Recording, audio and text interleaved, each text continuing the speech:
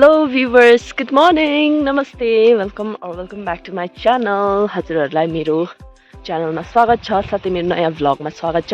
अनि आज चाहिँ एकदमै अर्ली मर्निङ भ्लग स्टार्ट गरिरहेको छु। अहिले बिहानको 5 बज्दैछ अनि हामी आमा छोरी चाहिँ मर्निङ वकमा निस्केको र आज चाहिँ अलिकति ढिलो भयो। अरु बेला चाहिँ हामी 5 बज्नु अगाडि नै निस्किन्थ्यौ घरबाट। 5 बज्नु 15 मिनेट 20 मिनेट अगाडि नै निस्किन्थ्यौं।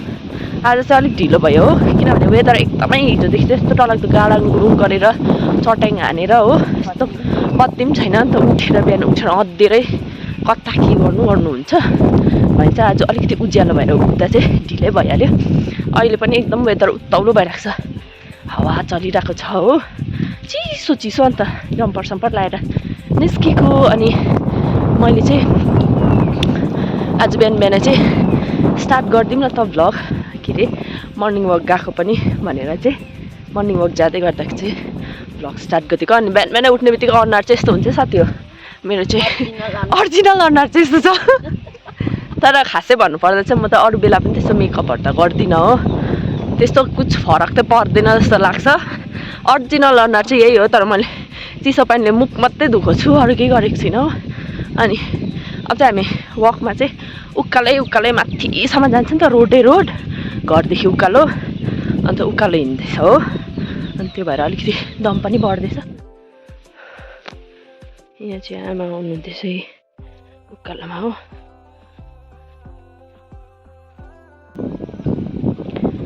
वेदर चाहिँ एकदमै चिसो हावा चलिरहेछ, डरलाग्दो हावा चल्दैछ हो। अन्त यतातिर त एकदम धुम्म पनि भइरहेको छ, बादलहरू लागिरहेको छ आकाशमा, त्यस्तो खालको वेदर भएको छ हौ। डम्म भइरहेको छ आकाशहरू पनि, हावा त खतरा चल्दैछ, फेरि खतरा चिसो हावा छ, चिसो हावा एकदमै।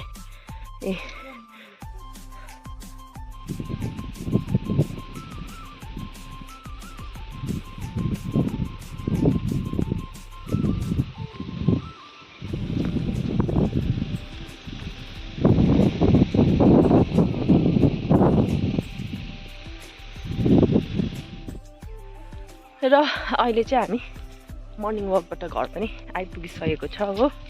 अन्त हामी मर्निङ वकमा जान थालेको चाहिँ आजसँग 11 दिन भयो। बिहान यसरी जाँदाखेरि फ्रेस फिल हुन्छ हो, दिनभरिको लागि चाहिँ अब एनर्जी एकदम हाई लेभलमा हुन्छ अनि फ्रेस पनि फिल हुन्छ, मजा आउँछ, एक्टिभ हुन्छ नि, बडी नै एक्टिभ खालको फिलिङ हुन्छ। सो बिहान चाहिँ छिटो उठ्नु चाहिँ एकदमै जरुरी छ। हुनु त म छिटै उठ्छु, त्यस्तो ढिलो त उठ्दिनँ, तर पनि बिहान उठेर यसरी वकहरूमा चाहिँ जाँदिनँ थिएँ। तर जानु थालेकोदेखि चाहिँ आफैमा त्यो एउटा पोजिटिभ फिलिङ आउँछ क्या, बिहान गयो भने दिनभरिको लागि बडी पनि एकदमै हल्का फिल हुन्छ हो। अनि मजा आउँछ। अब चाहिँ दिउँसोको लागि बडी एकदम रेडी छ दिनभरि काम गर्नुको लागि हो, बडी माइन्ड सबै। सो तपाईँहरूले पनि गर्नु भएको छैन भने चाहिँ एकदमै ट्राई गर्नुहोस्, बिहान छिट्टो उठेर यसो वकमा जानुहोस्। एकदम यो नेचरसँग एउटा कनेक्सन फिल हुन्छ, त्यो अटोमेटिक भित्रको एनर्जी रिचार्ज भइहाल्छ क्या, बडीको माइन्डको एनर्जी रिचार्ज हुन्छ।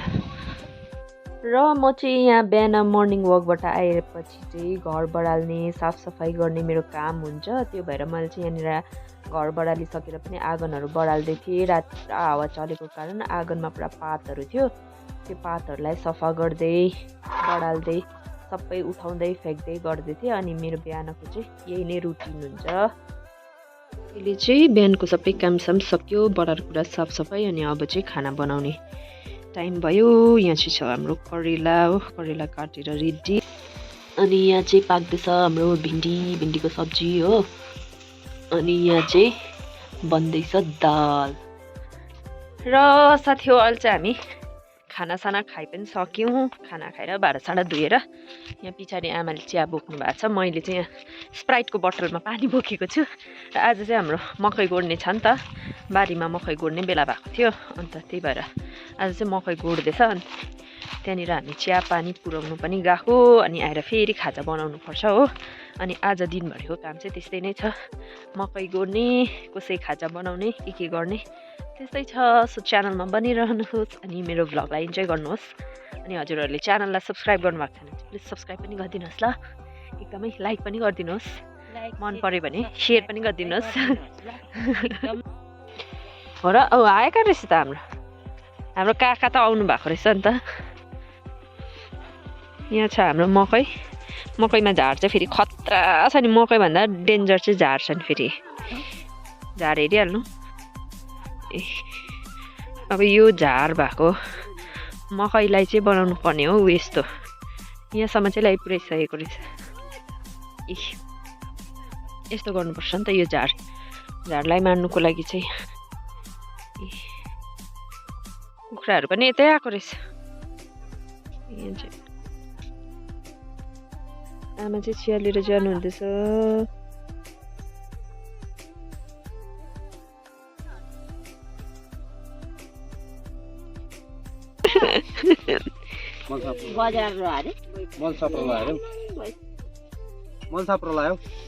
के चिया मल छाप्रोलाई म लिन्छु। कुखुरा हो चिया चाहिँ मल छाप्रोलाई दिनु। स्प्राइट ल्याइदिएको छु ल, भन्नु पनि भएन फेरि पताउँदैन होला। होइन तातो पानी स्प्राइट त होइन नि। ल अन्त खै तपाईँलाई पुगेन त अन्त? तपाईँलाई पुगेन त चिया? कुखुराहरू पनि सबै त्यहाँ आएको रहेछ नि त। झार त दामी रहेछ नि त। दामी दामी दामी दामी दामी दामी दामी। मकै त यत्रो यत्रो मात्रै छ भर्खर।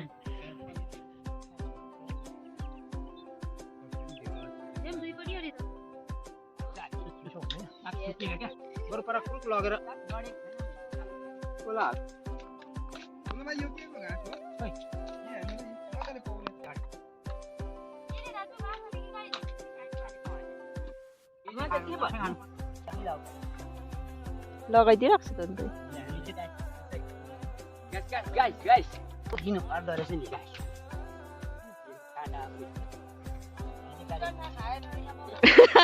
कस्तो कस्तो अरे काका फेरि भनिदिनुहोस् त।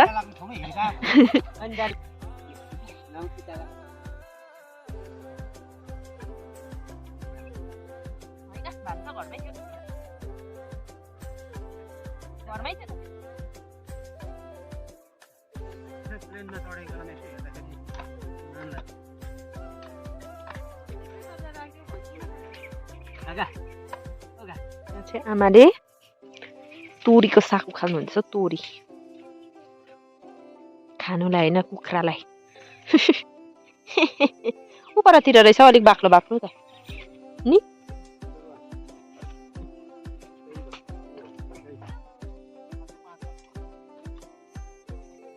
यो चाहिँ हाम्रो डल्लै खन्नु पर्ने छ हो, एकदम पराइसम्म।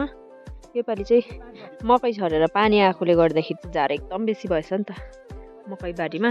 र यो देखेको चाहिँ सबै हाम्रो बगान हो, फामफलको बगान। आमाले चाहिँ तोरीको साग टिपेर पनि एक अङ्गालो बनाउनु भएछ। कुखुराको लागि हो यो चाहिँ। हामीले चाहिँ अस्ति खाएर पनि वाक्कै भयो नि त, त्यो भएर चाहिँ अहिले चाहिँ कुखुरालाई चाहिँ अमान भएर अब कुखुरालाई दिने खलेर कुखुराले पनि खाओस् न। लु जाउँ, तपाईँ त्यो साग बोक्नु कि म त्यो ट्रीहरू बोक्छु नि ल। निकै पो भएछ त नि। ए ल ओके हुन्छ, हस् हुन्छ। म चाहिँ यो ट्रे बोक्छु, चिया ल्याइदिएको कपको ट्रेहरू। आज तर वेदर दामी भयो है मकै गोड्नुको लागि चाहिँ। घाम पनि लागेको छैन हो, पानी पनि परेको छैन, शीतल खालको भयो। काम गर्नु चाहिँ सजिलो हुन्छ। घाम लाग्यो भने त फेरि पुरा गरम हुन्छ नि त। मैले त अन्त दिउँसो 11 बजिसक्यो जम्पर लगाइराख्छु, अन्त यस्तो खालको वेदर भइरहेको छ यहाँनिर। यस्तो छ वेदर। आमालाई चाहिँ एकदम हट फिल भयो अरे नि त, खोलिदिइहाल्यो। यहाँनिर चाहिँ मैले दिउँसोको खाना पनि बनाइसकेको छु है। अनि सबै काम गर्नेहरूलाई दिइसकेर लास्टमा चाहिँ म खानु बसेको थिएँ। अनि यहाँ छ दाल, त्यहाँदेखि बन्दाकोपी मटर आलुको सब्जी, अन्डा अमलेट बनाएर डल्ले खोर्सानी, अनि यहाँ छ पानी। अन्त अब चाहिँ म फटाफट लन्च गर्नु बसेको। अनि त्यसपछि भेट्छु हजुरहरूलाई। फेरि पनि लन्च गरिसकेर म आइसकेको छु बारीमा, यहाँ तल बारीमा। अनि बिहान चाहिँ ऊ परबाट स्टार्ट गरेको। अहिले यहाँनिर सबै गोडिसकेर चाहिँ, यो चाहिँ टार बारी हो नि त, अनि एकदमै ठुलो छ हो, त्यो भएर चाहिँ यतातिर गोडिसकेको छ। र यो गोडिसकेको बारी चाहिँ अब गएकै कहाँ भन्दाखेरि चाहिँ पर देख्नु हुँदै तपाईँले मान्छेहरू 1-2 जना हो गर्नु हुँदैछ गोड्नु हुँदैछ यहाँनिर अब कस्तो ठुलो एरिया छ नि त त्यो भएर यो यसरी फोनमा भिडियोमा हेर्दाखेरि त्यस्तो थाहा पाउँदैन के तर रियलमा चाहिँ अब एकदमै ठुलो छ आएर हेऱ्यो भने चाहिँ र त्यहाँ परसम्म हो यहाँ चाहिँ आधीसम्म गर्नुभएको रहेछ यो आधी गरेर चाहिँ अन्त त्यहाँदेखि उताबाट आउनु हुँदैछ लिएर आउनु हुँदैछ हो गोड्दै सक्छ अब आधी घन्टा 1 घन्टाहरूमा चाहिँ सक्छ र यो बारी चाहिँ अब एकदमै ठुलो छ परसम्म एकदम ओइ कुखुरा के खोज्दैछस् तैँले चाहिँ त्यहाँनिर